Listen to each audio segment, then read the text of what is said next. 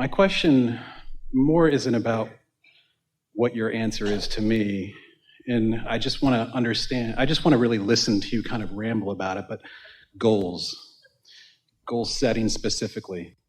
Well, here's the thing.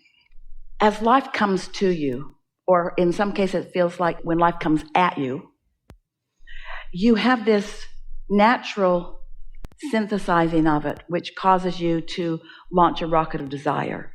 And in essence, at the very elementary understanding, that is setting a goal. In other words, I prefer that to this.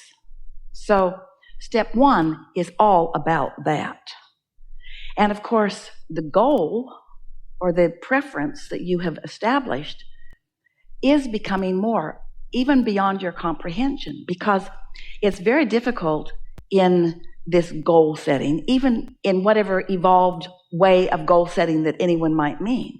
The thing about these intentions moving forward and law of attraction getting hold of them and responding, because when you ask, it is always given, is this law of attraction gathering of the cooperative components factor that we were talking about earlier, so that your goals are actually more all-inclusive of everything that you are and everything you want, even the intentions or goals, you might say, that you had coming into this physical experience. The becoming of this vortex of creation, it includes so much that none of you, if we pressed you to try to describe what's in there, actually could. Because it is so comprehensive and it is so big and it matters so much and it is about so many things. So what we're encouraging is, rather than goal setting in the traditional way that so many motivational speakers are talking about it, we want you to realize that you have already asked and that part's done. You've got enough in your vortex to keep you busy for 20 or 30 lifetimes. You've done that, and step two has taken place too, because source attention upon it has caused it to gestate until it is ready to come out and play with you. It's being revealed all the time. It's just ready for you to realize it. And so instead of goal setting, what we're talking about is receiving mode receiving. But what happens, now think about this. You're really going to like this. You've all got the sense, you have to have had it because we've said it 25 times already here today. So the stuff's in the vortex, it's gestating and it's ready for you. The only question is, are you in the receiving mode? Let's say you are. You meditated, or you were around somebody that was really feeling great, and doesn't matter, you're under the influence of something and you're tuned in, tapped in, turned on. So you are in the receiving mode. And then an idea occurs to you and you say, oh man, do I have a goal? But as it comes, suddenly you're wanting to write that down. But think how much happened before you began to receive it. If we can help you make the differentiation between step one and step three, then you'll understand goal setting in the way we mean it. Because really, you've been setting the goals, but your realization that you want it is usually when most people acknowledge that they've got a goal. A lot happened before then, and then bam, it's like the baby in the womb, not much to play with and not much to do about, really. It's all sort of taking care of itself, but then it's born. Now you've got a goal. And so as that vibration turns to the thought and you have these impulses about what you want, that is so delicious. But where it goes screwy with people is that as the desire comes into their realization, they get too involved in how it's going to happen, when it's going to happen, where it's going to be, who's going to bring it.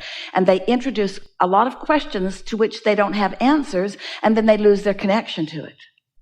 Where if they wouldn't do that, then it would continue to be. In other words, when you want it, it is. You just got to let it be. And there's something about what most people do with goal setting that puts them more in the dissatisfaction mode than in the satisfaction mode. Because so often setting the goal causes them to measure where they are in relationship to the goal, which means they're looking on the void or the absence or the gap between, where your inner being is never looking on the absence of the goal. Your inner being is looking at the fullness of it and inspiring you to the activities that make it fuller and fuller and fuller and fuller and fuller. So words are just words, and they don't matter very much. And maybe some people are using the word goal and they mean something different than what we have just implied. I think more professionally, I get caught up in, not necessarily caught up, but I love the way that you speak about goals and about setting intentions for your life. And the way that professionally I've been shown is the correct way, or the correct way to some sort of success, is to write them down and to go through this process of saying, I want to be here in 5 years, I want to be there in 10 years. And that to me has always felt disruptive to coming into an alignment first and then just allowing it. So what I'm asking, is it really okay to just let myself be happy, forget the goals, and just go for it and let it happen? Yes. But this is why. We want to clarify something that you said. Is it really all right for me to just be happy and forget the goals? And we're going to take a little issue with that because your inner being didn't forget them. And when you think about them, you're usually contradicting them. Did you hear that differentiation? We're not teaching you to give up on your desires. You can't. We're teaching you to let your desires manifest. And there's something about keeping score, keeping track of where you are, that doesn't let them manifest because it keeps activating where you are, which is the opposite of what's in the process of becoming. Oh, you have helped us. You have hit right upon the thing that trips humans up. The reality of what is prevents you from moving into more satisfying reality. What is way too compelling to you. You measure it, you compare it, you talk about it, you pigeonhole it, you insure it, you do all those things with what is, and it prevents you from the journey into the more and the more and the more. When you think about what you want and why you want it, you're usually in a much more allowing place than when you think about how you're going to get it and when it's going to come and who's going to bring it and that sort of thing. Now, there's something else that you said. We're really happy to have this conversation. This matters. If you've been listening to us for a while, you may have listened to us in environments like this or read books that we've written as we've offered everything that we could find in the moment that would cause you to be more allowing. That's always our intention, to get you to be more allowing of what you're asking for. Every process that we've ever written, and there are lots of them, are about you getting into a place where you're allowing what you're asking for more. Today, we're not talking so much about those processes where I want this and I don't want this, so I'll just make myself think about this. Well, usually, when you mean to think about this, you're thinking about this, because whatever's the most active within you is what you're going to think about. So we've written lots of processes to help you move that.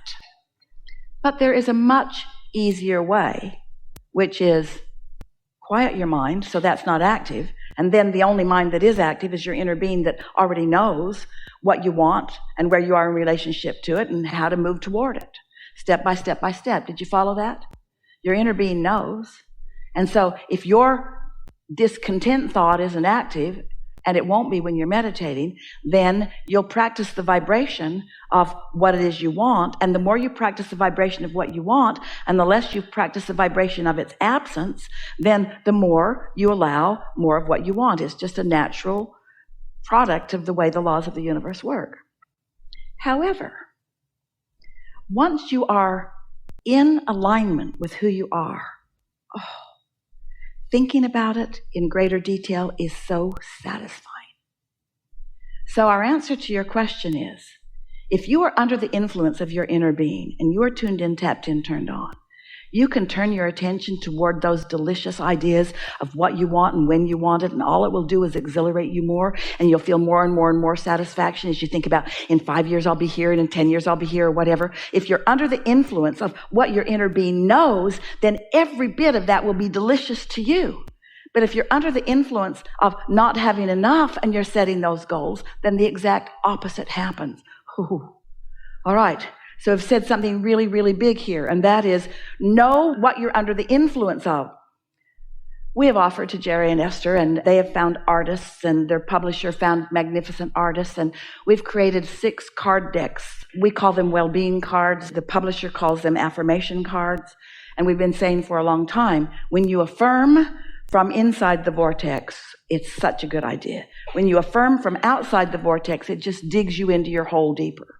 For example, if you'd meditated or been making love or been in love or been swimming or been at the beach or whatever, so that you're under the influence of source energy, you're tuned in, tapped in, turned on, and you were to sit with any one of those decks, there's 6 different ones, and you were to just leaf through them and just sort of absorb with your eyes the beauty of the art, because the art is vibrationally accurate in every case, we made sure, and read the words, from your state of alignment, the momentum of your alignment would increase, and you would feel satisfaction becoming more and more and more and more and more, and more of what you are wanting regarding the subjects. These card decks are on different subjects of desire. Regarding the subject would come into your experience. But if you are feeling lackful about something and you decide you're going to use these cards, these vibrationally accurate, carefully created by source energy cards that are meant to take you from where you are to the heights of your satisfaction, if you sit with them in a needy place and look through them, they will annoy you. And you know that from your own goal-setting experience. Sometimes it's just annoying to even contemplate it. Well, that's because you're not under the influence of what you want. You're under the influence of where you stand in relationship to, and it's like pushing a noodle. You cannot get there from there. It's attraction, attraction, attraction, attraction. So doesn't that follow? If this is all about the law of attraction, that as I reach for satisfaction, then I attract more satisfaction. And as I attract more satisfaction, then I attract more satisfaction until I'm in the receiving mode where I have impulses about all things. Goal setting, you can't help it. Life makes you ask. It just does. And we're not ever asking you to give up on anything that you've asked. We're not asking you to let go of your goals. We're asking you to let go of your resistance to your goals. And in some cases, that means you can't think about that subject because you've practiced that subject so solidly that when that subject comes up, that's right where you go.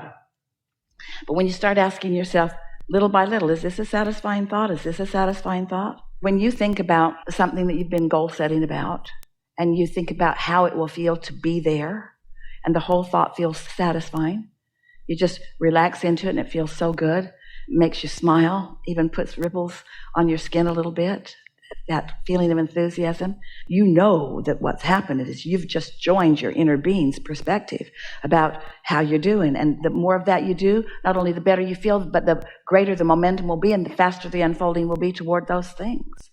And after a while, you'll reach a place where you won't be gauging the distance between where you are and where you're wanting to be, because you'll have this clear understanding that there's always going to be something more for you, that no matter where you're standing, there is more. And it is moving toward the more vibrationally that is the exhilaration of life. And yes, the things will follow. But someday, we are certain that we will meet with you, maybe even some of you who are actually sitting here in this room, and we will be having de-manifestation seminars, because the things that you think you want for the satisfaction are just the excuse you use to get into the mode of satisfaction. It's the feeling of source energy flowing through you and the entire universe responding to your clear focus that is the life that you want to live. And yes, dollars will follow, and magnificent things will follow, and wonderful experiences will follow, and freedom will follow, and all the things that you've incrementally been asking for will follow. So it's like this. Details of life. Put specific details into your vortex. Let's say car, house, girl, children, whatever it is. In. So then cooperative components are gathered and it becomes more, and perhaps even not recognizable. Doesn't matter to you, though, because you're not specifically trying to make this happen and this happen and this happen. Life's caused it to happen. Abraham, is it really true that I can simply just feel good and that is enough? Yeah, so that's what you're doing. You're feeling good. You're feeling satisfaction. Your vortex has been building and ideas are flowing to you.